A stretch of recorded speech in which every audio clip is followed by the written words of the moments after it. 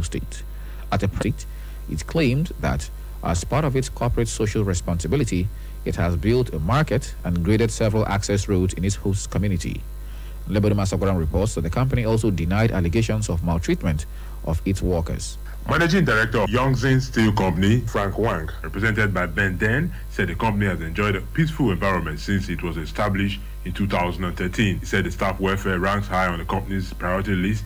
He noted that the company's business and operations are environmentally sustainable and economically friendly. Our dear landlord and the leader of the Ogwa community here, representatives, members of the management of Yongzin Steel Benin City, gentlemen and the press, my dear colleagues and staff, friends and associates of the company here, today, distinguished ladies and gentlemen, welcome, sir. Assistant Public Relations Officer of the company, Isaac Olufemi, said as part of her corporate social responsibility, it has affected the lives of citizens of Edo State. From a staff numbers of just a few hundred, today we have more than 700 direct employees and well over 10,000 indirect employees. We are not a company that just takes pride only in how we are growing. We take more pride in our contribution to the economy, to the community where we do our business, and the well-being of our staff and customers. The Enogi of Ogwa community, His Royal Highness Ugesoba Araunwe, said the community feels the economic impact of the siting of the company. We on our side, the community, also praise this company for creating a very good market economic environment for our people to strive. And also, our people in this community are also good to them. We also create a very good environment for them to operate. In the area of their social responsibilities, they have done some of these their social responsibilities, such as market in the community. Some of the roads, they have done a lot in the area of market and roads. Some staff of the company debunk rumors of abuse and maltreatment by the management of the company. My name is Mohammed. Anything where I need it, this company they try for us. This company, since already from my life, I never do bad day. This company do bad day for me. You can tell me which company they are carrying their workers to China. It's only this company. Every month, every year, many things. Look at our clothes. In month, in year, almost 3 times. Yes. Shoe. Some people they are selling their shoe. Some people they are selling their clothes because it's too over to them. Go outside, you can see people, they are selling their shoes. Some people are selling their clothes. Yongzin Steel Company also assured it will continue to play a part in ensuring the growth of the Nigerian economy. Leboduma Asagwaram, QFM News.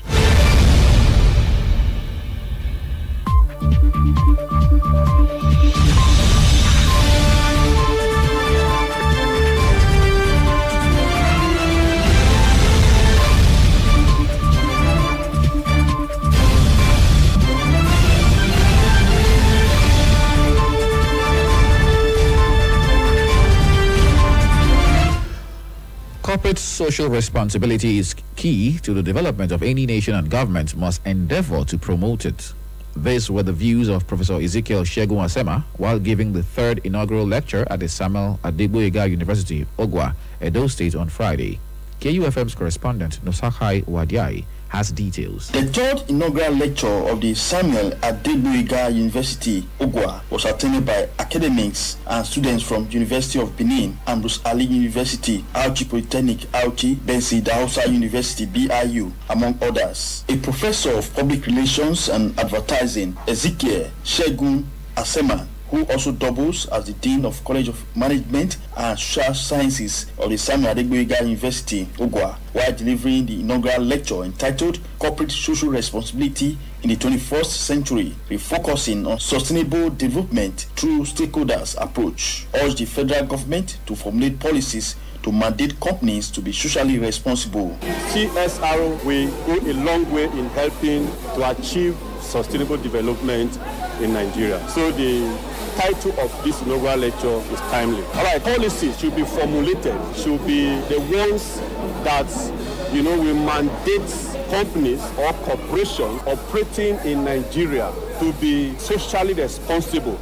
Because if the government does not come up with such policies, most corporations may not be socially responsible. The Vice Chancellor of Adegboyega University, Professor Adewumi Babatunde Idowu and other participants commended the lecturer for the well-researched work. Very stimulating, inspiring, and a very beautiful presentation. I hope the government and the corporate organization will take from the messages that were passed today the issue of corporate governance, social responsibility of companies.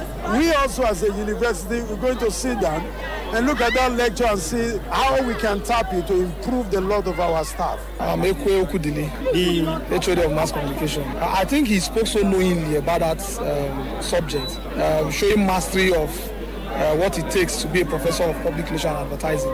Of course, the issues he raised in the lecture were quite germane. We are living in a world where the private sector has to take over. So if you must thrive in the market, you must have a acute sense of what corporate social responsibility is all about. My name is Emmanuel Sadebama, the PR of the university. This was wonderful. You could see the hand of God in this third inaugural lecture, even as delivered by Professor Asema. We want to give thanks to God for the job well done. From the weather, from the instrument, everything worked perfectly according to the will of God. We are grateful. Samuel Adegbiga University is situated in Ugwa, East and West local government area of Edo State. Nosahai Wadia, KUFM News. The federal government has alerted the general public to heighten security activities ahead of preparations to mark Nigeria's 61st independence anniversary in a couple of days. The warning is coming as the country is faced with several security challenges from terrorists, bandits, kidnappers, and even some separatist or self-determination groups. This disclosure is contained in a statement released by the Minister of Information and Culture, Lai Mohammed, on Friday, in which he issued the security alert for the October 1st Independence Day celebration. The federal government has banned students in senior secondary schools 1 and 2 from applying for and taking external West African Senior School Certificate Examination (WASC). The National Examinations Council (NECO) and National Business and Technical Examinations Board (NAPTEB). This was contained in a circular issued by the Federal Ministry of Education to principals of federal unity schools and signed by the ministry's Director, Senior Secondary Education, Binta Abdul Kadir. The circular disclosed that the ministry's attention has been drawn to the obvious disregard to its directive on writing of external examinations such as NAPTEB, WASC, and NECO by SS1 and SS2 students. Coming up in a moment on our entertainment news, Maven Records announces new artist, Magix. Details shortly after the short break. Stay with us, please.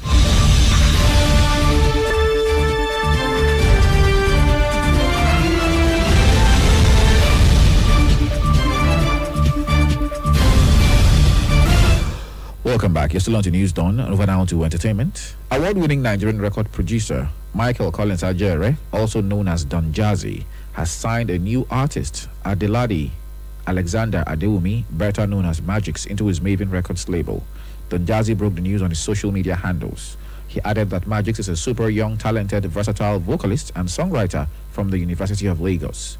Don Jazzy said the new artist has dropped a self-titled EP called Magix. Maven had produced artists such as Tiwa Savage and Ricardo Banks.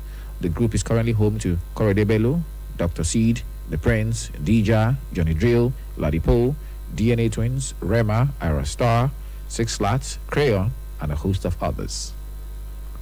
And that's it on entertainment. Over now to sports, where Nigeria's The Tigers have beaten Senegal to set up a women's Afro-Basket final with Mali. Chijindu Itora has got details in a sports bulletin this morning.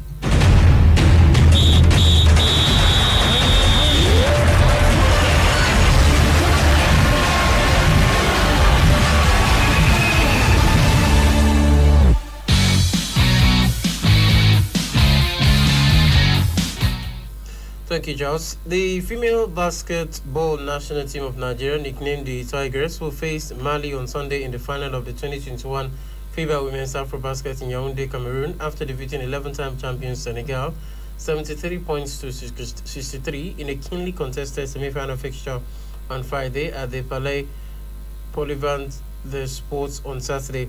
Against Mali, who defeated host Cameroon 52 points to 51, the Tigers will be aiming to become only the second team after Senegal to win the Afro-Basketball title for a third straight time and fifth in the history. It was the third consecutive final in the history of the competition. Otis Higley's side tipped off the game on a bright note, dominating the first quarter 22 points to 11. They followed it up, winning the second quarter and third quarter, 23 points to 20 and 15 points to 13 respectively. The Senegalese side fourth in the fourth quarters to win 19 points to 15. Amy Okonkwo was the Tigers' top performer in the encounter. She scored 16 points, 7 rebounds and 1 assist in the win. Ife Ibekwe and Adore Ilono also posted 14 and 12 points respectively in the encounter. And that's it here from our sports desk. Many thanks for joining us. I'll hand you back to Charles Aporum for a wrap-up of the news. Thank you very much, Ijinde, for those sports stories. And of course, with those stories, we come to the end of our package this morning. But before we leave, a quick recap of the headlines.